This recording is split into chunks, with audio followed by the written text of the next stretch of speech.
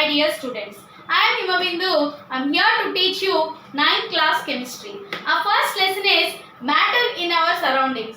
This lesson is going to be explained in 5 videos. So this is the first part of the video. It contains introduction with few activities. So come on, let us go into the lesson. Matter. How can we define matter? Anything that occupies mass and space is considered as matter. Few examples of matter are air, food, water, metals, non-metals. All that occupies mass and space can be called as matter. But there are few things which cannot be considered as matter, that is all the feelings, our thoughts, ideas, feeling, taste, smell, all these cannot be considered as matter. Our ancient philosophers classified matter in many ways. One of them is living and non-living things. So, all these living and non-living things are together present in our universe.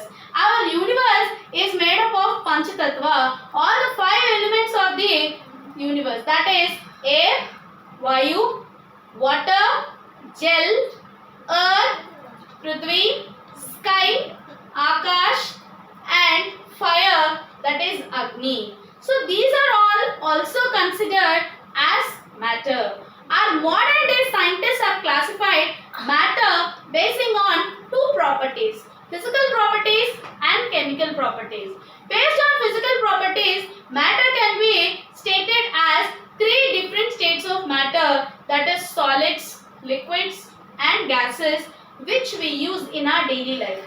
Now, let us come to the chemical properties. Based on chemical properties, matter has been classified into elements, compounds, mixtures. Mixtures are again classified into homogeneous mixtures and heterogeneous mixtures. Now we are going to the next part, that is characteristics of matter. First characteristic of matter is made up of small particles which are continuously moving. Now let us do a small activity at home. Take a glass jar filled with water. Take 2 or 3 spoons of sugar. Now mix it thoroughly with a spoon. I just asked you only to mix the water, not to taste it. After all the sugar gets dissolved, now try to see the taste of the water. You can observe sweetness to the water. This concludes that all the matter containing tiny particles are continuously moving and therefore you can feel the sweet taste. The important characteristics of particles of matter are given below. First one, the particles of matter are very small. Second one, the particles of matter have spaces between them. Third one, the particles of matter are constantly moving. Fourth one, the particles of matter attract each other. Let us perform each an activity to prove all these characteristics of matter. How small are these particles of matter? Let us perform an activity. Take 2 or 3 crystals of potassium permanganate which are purple in color and dissolve them in 100 ml of water. Now you can see the colorless water turns into pink color solution. Now take another beaker and add 10 ml of the solution from the first beaker into the second beaker. You can see the second beaker water also turns into pink color. Now repeat the experiment for twice or thrice. Keep diluting the solution like this. You can see with every dilution, though the color becomes light, but it is still visible. This is due to the fact that millions of tiny particles in just one crystal of potassium permanganate or any colored substance which keep on dividing themselves into smaller and smaller particles. This shows that the particles of matter are very small. The particles of matter have spaces between them. Let us perform an activity. Let us take 100 ml of water in a beaker and mark the level of water in the beaker with the help of a marking pen. Now add 50 grams of sugar to 100 ml of water in the beaker and dissolve the sugar by stirring with a glass rod continuously. Check that all the sugar gets dissolved and we get a sugar solution. Let us look at the level of the sugar solution in the beaker. You can see even after dissolving 50 grams of sugar in 100 ml of water, the volume has not increased. This shows that there are spaces between particles of water which are not tightly packed, they are somewhat loose, and these spaces are occupied by sugar crystals. This shows that the particles of matter are constantly moving.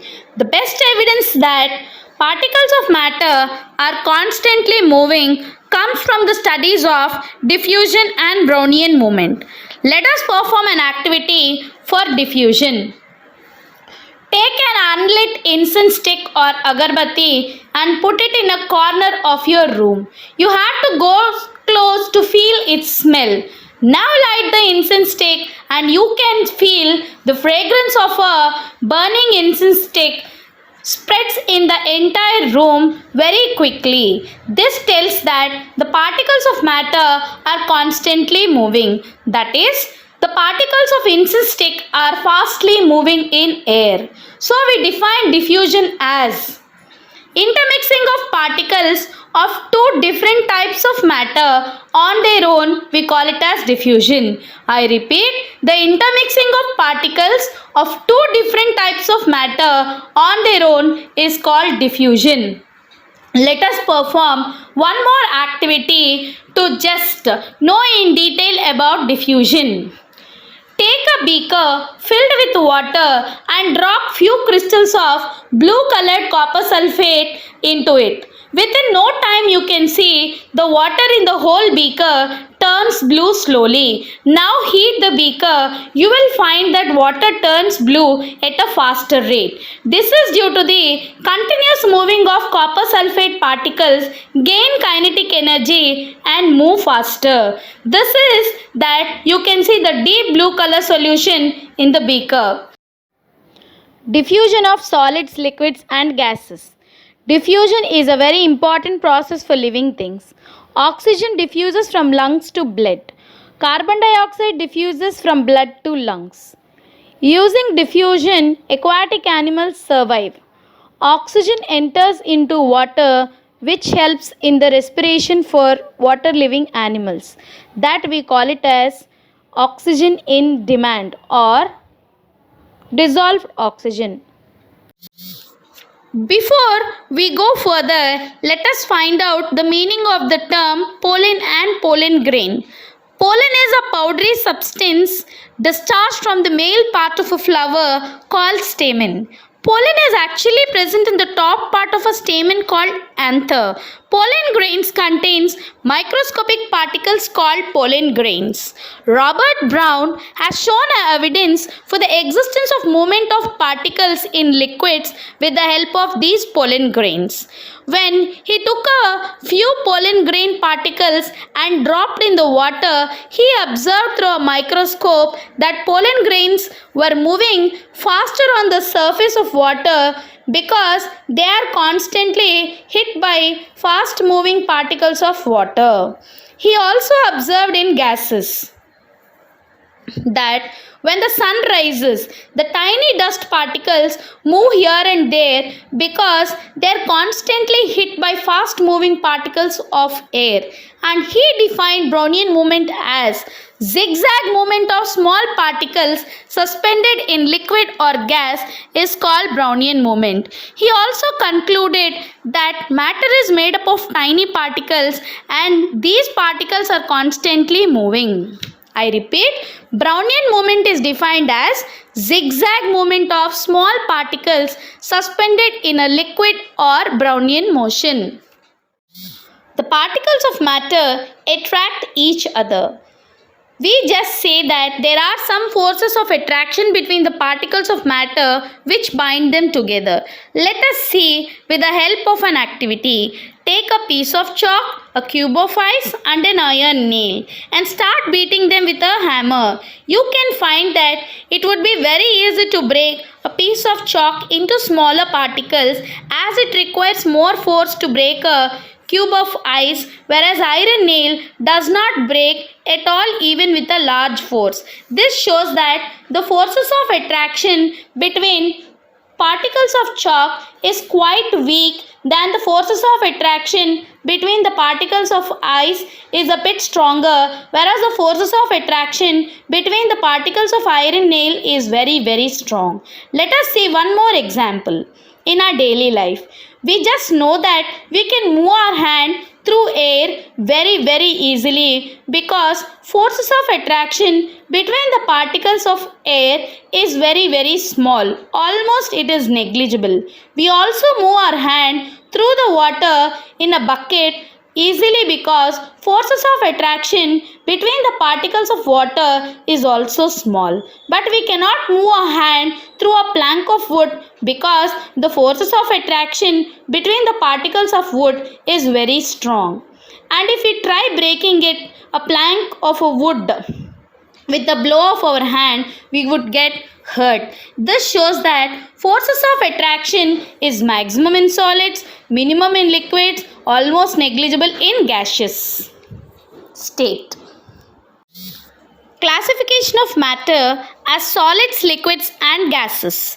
On the basis of physical states, all the matter has been classified into three groups: solids, liquids and gases. For example, sugar, sand, iron, wood, rocks, minerals and ice are examples of solids. Water, milk, oil, kerosene, petrol and alcohol are examples of liquids. Air, oxygen, hydrogen, carbon dioxide and steam are examples of gases. Now we are going to learn properties of solids, liquids and gases in detail. Let us learn in detail about the properties of solids, liquids and gases. Properties of solids. Solids have a fixed volume and a fixed shape. Solids cannot be compressed much. Solids have high densities as they are heavy. Solids do not fill their containers completely. Solids do not flow because they are rigid, which means inflexible or unbending. Solids have more number of particles and are bound to distinct boundaries.